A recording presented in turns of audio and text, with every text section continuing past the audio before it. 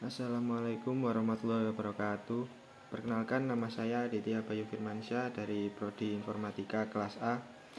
Di video ini adalah pengganti pertemuan tanggal 15 Maret dan 22 Maret. Pada tanggal 15 Maret yaitu tentang teori kepuasan, teori hierarki kebutuhan Maslow, teori X dan Y, teori ERG, teori kebutuhan McClelland, dan teori motivasi higiene. Yang pertama yaitu teori kepuasan atau konten teori. Teori kepuasan atau teori isi berfokus pada faktor-faktor yang mendorong seseorang untuk termotivasi. Teori ini menekankan bahwa motivasi berasal dari kebutuhan internal individu yang harus dipenuhi agar mereka puas dan terdorong untuk bertindak.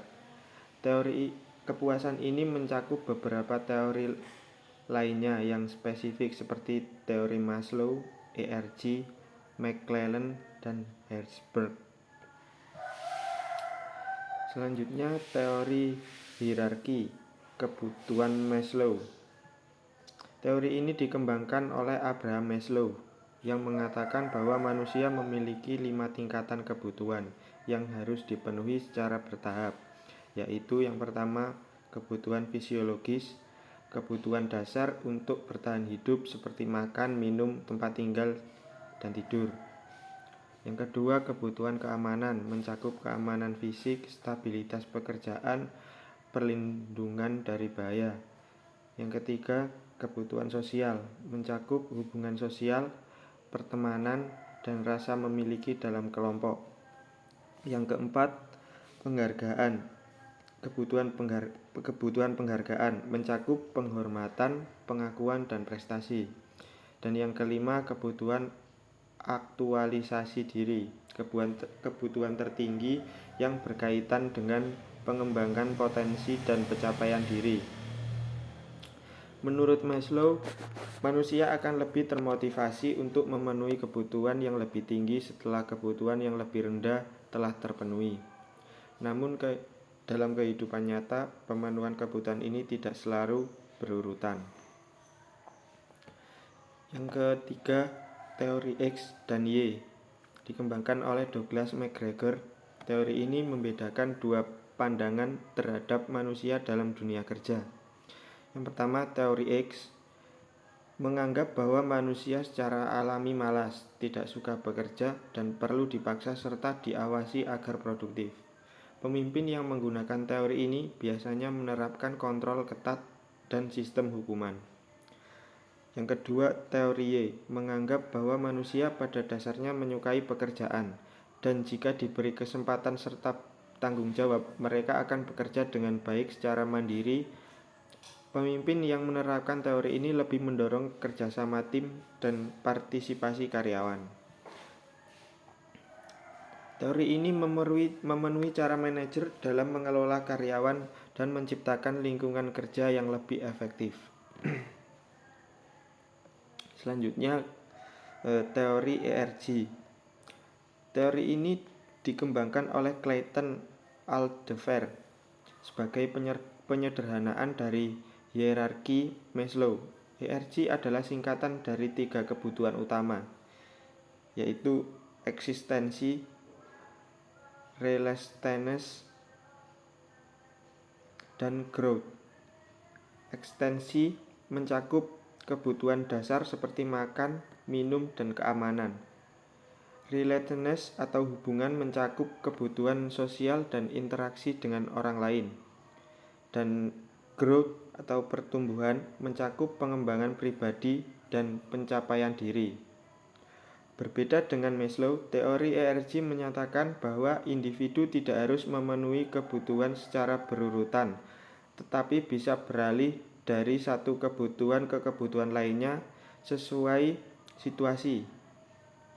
Jika kebutuhan yang lebih tinggi sulit dipenuhi, individu bisa kembali fokus pada kebutuhan yang lebih rendah. Selanjutnya, teori kebutuhan McClellan. David McClellan mengidentifikasi 3 kebutuhan utama yang memotivasi seseorang.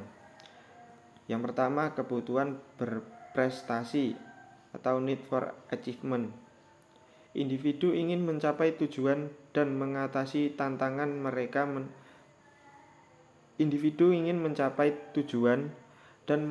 mengatasi tantangan. Mereka menikmati umpan balik atas hasil kerja mereka dan lebih suka bertanggung jawab individu.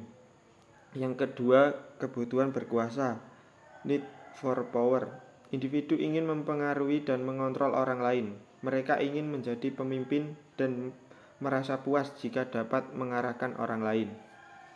Yang ketiga, kebutuhan berafiliasi, need for affiliation. Individu ingin menjalin hubungan sosial yang baik dengan orang lain. Mereka ingin diterima dalam kelompok dan menghindari konflik.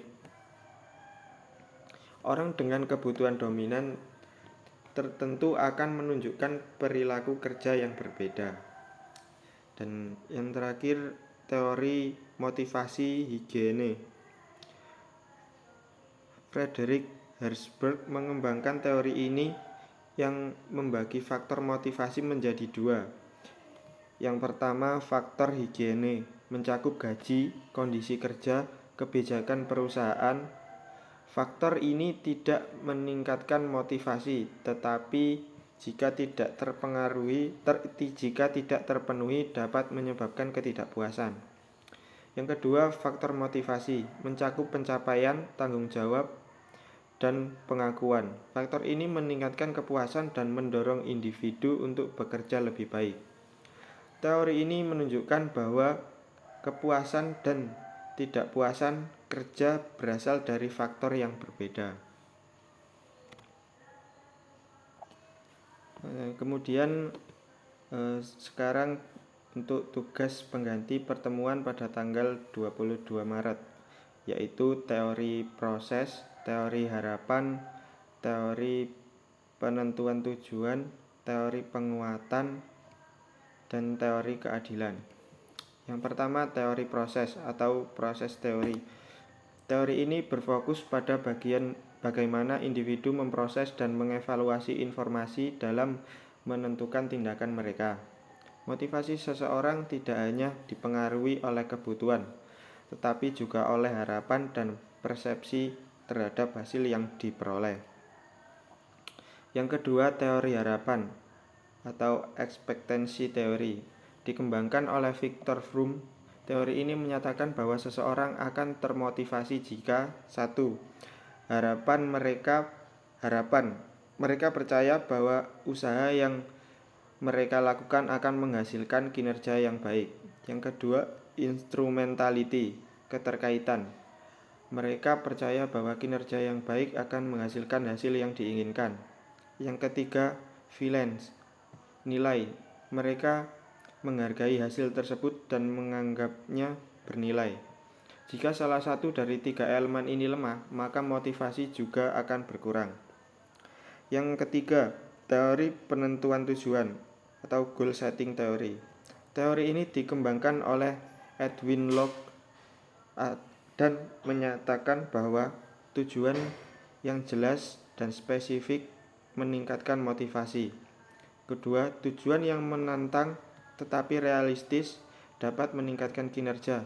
Dan yang ketiga, umpan balik mengenai kemajuan pencapaian tujuan meningkatkan efektivitas motivasi. Yang keempat, teori penguatan atau reinforcement theory dikembangkan oleh B.F. Skinner. Teori ini menyatakan bahwa perilaku seseorang dipengaruhi oleh konsekuensi yang diterima. Ada 4 bentuk penguatan. Yang pertama, penguatan positif, memberikan reward setelah perilaku baik dilakukan. Yang kedua, penguatan negatif, menghilangkan sesuatu yang tidak menyenangkan setelah perilaku yang diinginkan muncul. Yang ketiga, hukuman, memberikan konsekuensi negatif dan mengurangi perilaku buruk. Dan yang keempat, penghilangan, menghentikan pemberian reward agar perilaku tertentu berkurang. Yang terakhir, teori keadilan atau equity theory. Dikembangkan oleh J. Stanley Adams, teori ini menyatakan bahwa individu termotivasi ketika mereka merasa diperlakukan dengan adil dibandingkan dengan orang lain. Jika seseorang merasa mendapatkan imbalan yang lebih kecil daripada orang lain untuk usaha yang sama, mereka akan mengalami ketidakpuasan dan mungkin mengurangi kinerjanya. Dengan memahami teori-teori motivasi ini, kita dapat lebih baik dalam memahami bagaimana motivasi diri sendiri dan orang lain dalam berbagai situasi kehidupan dan pekerjaan. Semoga penjelasan dari video ini bermanfaat. Sekian dari saya, kurang lebihnya mohon maaf. Wassalamualaikum warahmatullahi wabarakatuh.